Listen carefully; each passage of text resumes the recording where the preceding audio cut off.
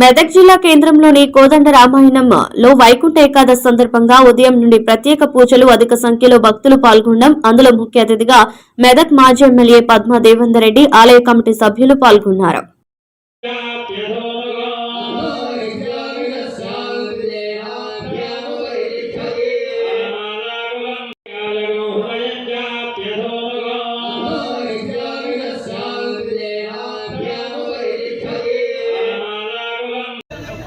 ముక్కోటి ఏకాదశి వైకుంఠ ఏకాదశి జరుపుకుంటున్న మా మెదక్ నియోజకవర్గ అక్క చెల్లెలకు అన్నదమ్ములకు అందరికీ శుభాకాంక్షలు.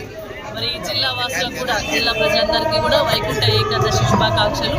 మరి వైకుంఠ ఏకాదశి రోజు నేను భగవంతుడిని ఈ సంవత్సరం మొత్తం సుభిక్షంగా ఉండాలి, రైతులు చల్లగా ఉండాలి, ప్రజలందరూ కూడా చల్లగా ఉండాలి, మంచి సంక్షేమ అభివృద్ధి కార్యక్రమాలు జరిగే విధంగా ప్రభుత్వానికి కూడా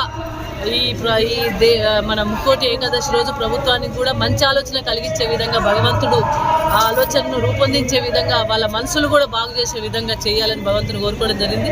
ఎందుకంటే ప్రజలందరూ ఇబ్బంది పడుతూ ఉన్నారు, అష్టకష్టాలు పడుతూ ఉన్నారు ఈ ప్రభుత్వంలో. అట్లాంటి అష్టకష్టాలు ఉండకుండా వాళ్ళకి మంచి ఆలోచన కలిగించాలి, ఎదుటి వాళ్ళని ఇబ్బంది పెట్టే రకంగా కాకుండా అందరినీ మంచి పరిపాలనతో కొనసాగించే విధంగా ప్రభుత్వంలో ఉన్న అధికారులకు, ప్రభుత్వంలో ఉన్న ప్రజాప్రతినిధులందరికీ మంచి బుద్ధి కలిగించాలని భగవంతుని కోరుకోవడం జరిగింది.